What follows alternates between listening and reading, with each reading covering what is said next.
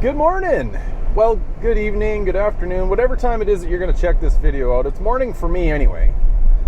I'm on my way to Tecmotion, ladies and gents. I'm in Calgary, Alberta, heading over to see Mathew. I got my Moates F3 chip in a very safe spot because, well, if you don't know the story, Moates is no longer in business. These things are unobtainable unless you find a used one. I'm fortunate enough to have had one for a few years now, and that is how Mathew has tuned my car. So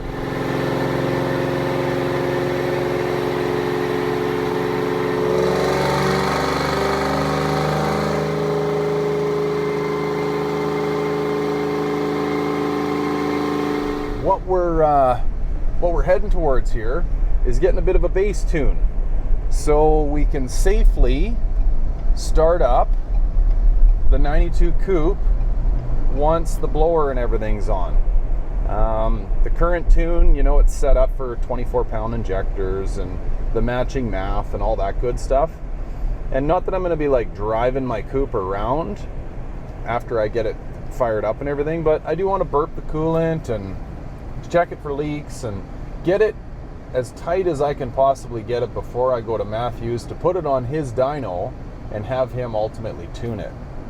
So anyway, borrowing my buddy's Bronco here, brand new Bronco, man, this thing's pretty cool. I in all honesty, haven't been in one. I see them around town and stuff, but pretty cool little rig.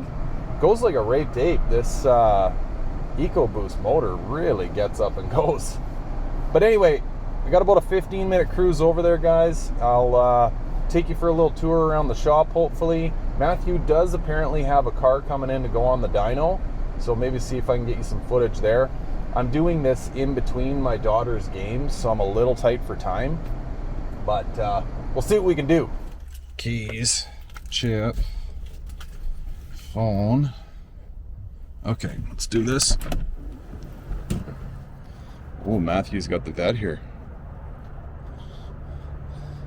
You guys have probably seen some of this if you watch Mathew's channel. There she is. All right, let's do this.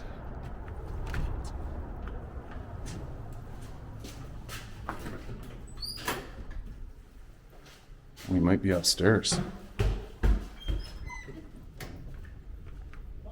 Hey!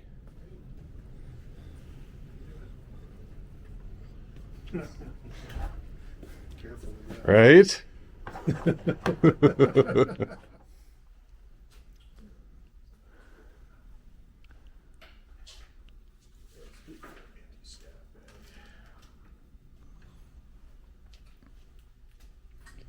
I don't even know what that bag that the chip was in came out of, but or came out of the bag. But it looked like the safest way for me to transport that thing over to you. Yeah. Well, I'm going to give you an anti-snap bag for it. Okay. I'll show you an actual quarter horse. I was assuming you might want to have a picture of one. That quick, eh? Boom, it's done. Holy shit. Beauty.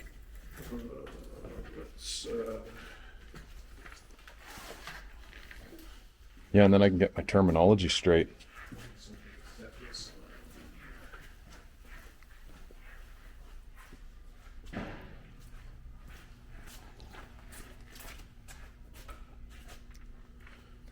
Let the bulbs warm up.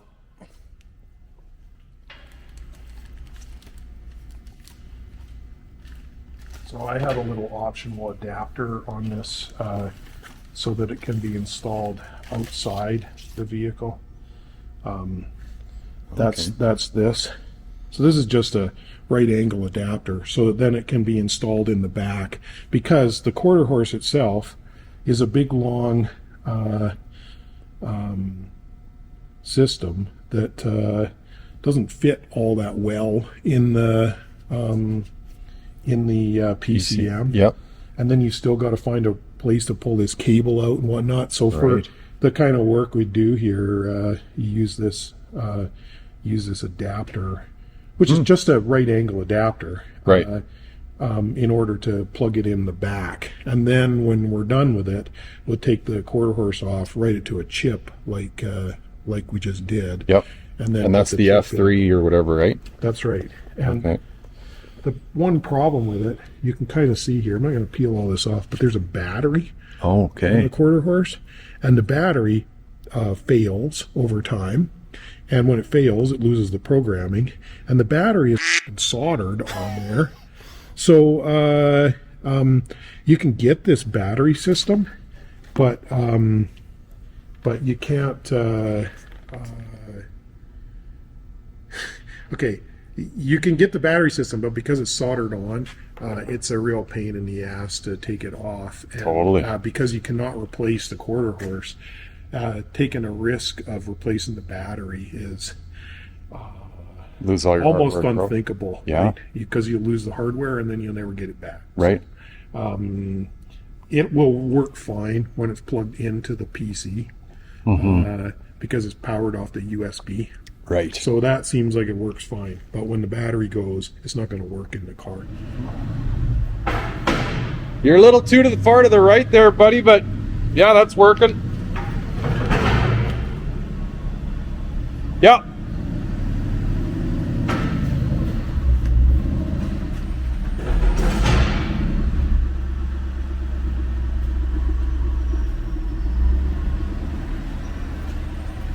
See my big screen? Yeah, that's cool. It's actually way nicer than my Corvette. You might be a little low on air on this front corner, my friend. That one look like it's low? Yeah. Yeah, it sure does. It's just been sitting here, so. Right. That's a sneaky car, that one. Yeah. Like, that's the feelings herder at the street light. Pretty soon this will be you. Yeah, maybe.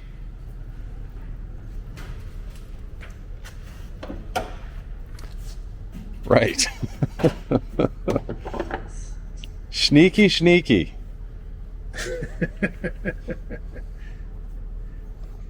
Well, it's just such a well-mannered and tame-sounding car too, right? Like, oh yeah, I'm sure it screams at the top end, probably makes a lot more noise, but just sitting there idling. It's got stock exhaust. Does it? Yeah.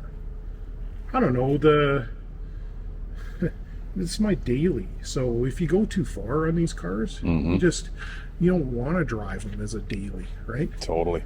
So it's fine to have a radical car that's for the track or for Saturday or whatever, but that shouldn't be your everyday car. True. So I don't know. Yeah. Maybe a problem I have is building cars a step too sleepery, because sometimes I think they don't really get their respect which they probably should. I like it, buddy. I think this is your MO. You're the quiet farmer in the back of the room, sitting there with his arms crossed when everybody's squawking and making noise, and just smile and nod. Oh yeah.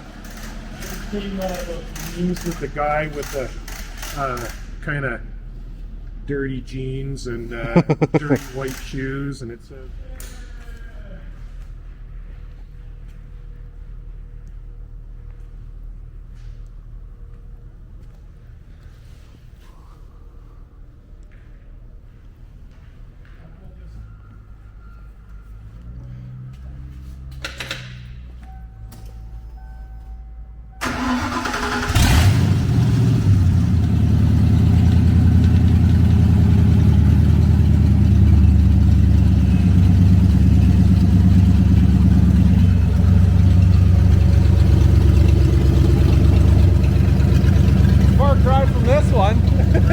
far cry sound-wise from that one. Right? Ah, there it is. Yeah, there's the rest of it there.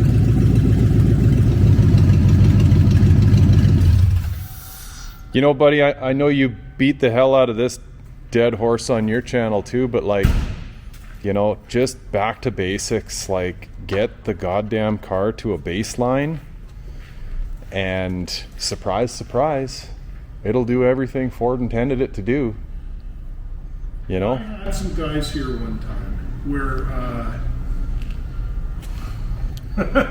this car's on the dyno, and it is a mess underneath, like a mess. And I said to him, I mean, I'm not even sure that this car is safe to be on the street. Like, you guys have got to go and fix these torque boxes and all of this stuff, right? So, anyway, whatever. It was enough to get some kind of tune-up on. And I don't remember, but I don't think we got the tune-up done because, whatever, you can imagine that kind of car has a bunch of stuff that prevents you from getting the tune-up done as well.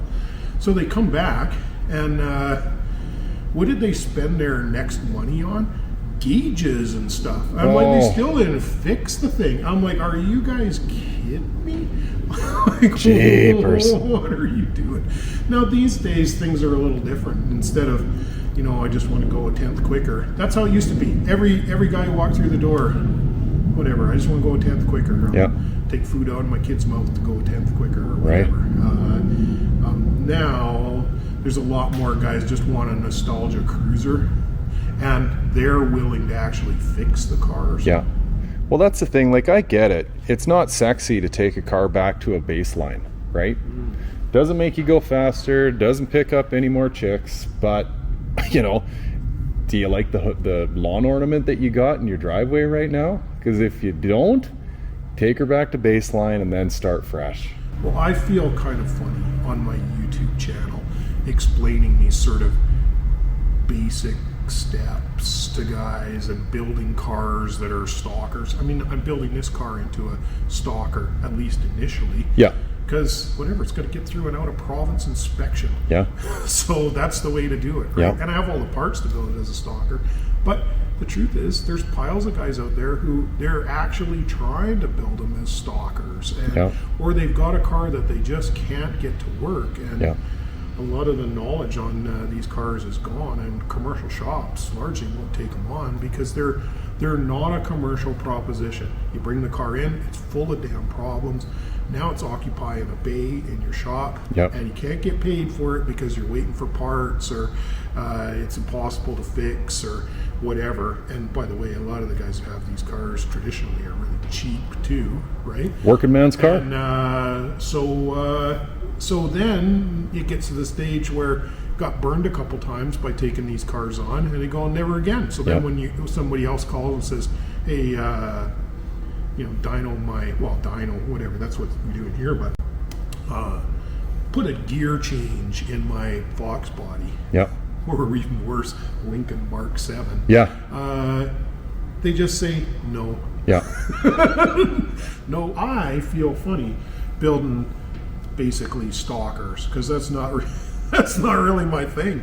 But I think it is helpful because a lot of guys are. So it may be one of my least viewed videos ever. I think it's got 365 views and counting 0. Isn't that funny?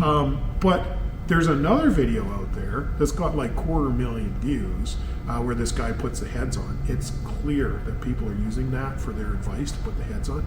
And I hate to say it, but everything the guy does is wrong.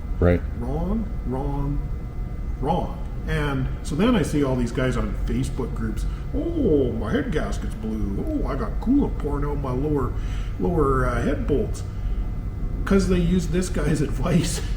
I mean, let me count the things that he does wrong. So he goes on and on and on and on about the cylinder head alignment dowels, as if that's some secret. Then he's putting like GT40 heads on this 302 block. He's got the ARP bolts, but he doesn't make any mention of the fact that the washers are chamfered on one side, so you have to be sure you put them on the right way. He puts the Moly lube on the threads of all of the bolts. He doesn't put Moly lube on the washer heads or the bolt heads, which that's actually one of the most critical places to put them. And on the lower ones, because they go into the on a 302 anyway, they go into the cooling water jacket. You don't put Moly lube on the threads. You put a thread sealer, an automotive Permatex thread sealer. Yeah. Right. So that's mistake one. That's why guys get coolant migrating up past their bolts, because they didn't do that, because this guy didn't do it. And then okay, so then he puts them on, and I guess he runs the bolts down to just snug or whatever, and then he's got, like, you know, a El Cheapo torque wrench, the kind of torque wrench that has 10 or 15 foot spread. So like when it says 70, it might be 55 or it might be 85. Yeah. And this bolt will be totally different than this bolt. Right. And then when he tightens them down, he goes around the horn. He does them in sequence. He does that part right. But instead of doing them in steps, he goes straight to the final torque setting in one cut. Oh. Well, I mean, this is a guaranteed way to warp stuff and wreck a head gasket. And and by the way, he's not only his torque wrench crap, but he didn't put Moly lube on the bolt heads or the washer. So that's one of the areas that you need to have consistency when you torque them, right? And so anyway, but that has like 250,000 views, and people watch that. They don't watch mine, which tells you the right way to do it. They watch that because that's what YouTube recommends, because YouTube doesn't know whether this guy knows what he's talking about or not. All they know is 250,000 people watch this, and when they search for put cylinder heads on a 302, this is the most watched video, so they present that. So and then the guy who's on there genuinely because he doesn't know what he's doing believes shitty it. Advice. Why it's, call them kids, whatever, younger guys today don't get a service manual. I don't know. Like, why would you trust some unknown guy on YouTube over the service manual? It's so true, man. And you can buy a Haynes manual or a Chilton or whatever.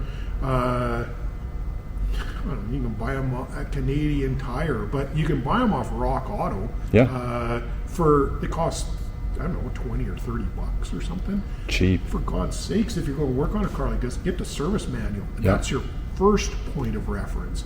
Then you use your YouTube video to maybe get a visual look at some of this stuff. But you gotta use your head, because not all these guys know what they're talking about. All right, guys, my apologies. The blue GT, well, actually just met him. His name's Jay. Looks like a pretty car. Was just showing up at Mathew's, and Mathew and I and true buddy format got to yakking about this, that, and the other thing Foxbody related. And now,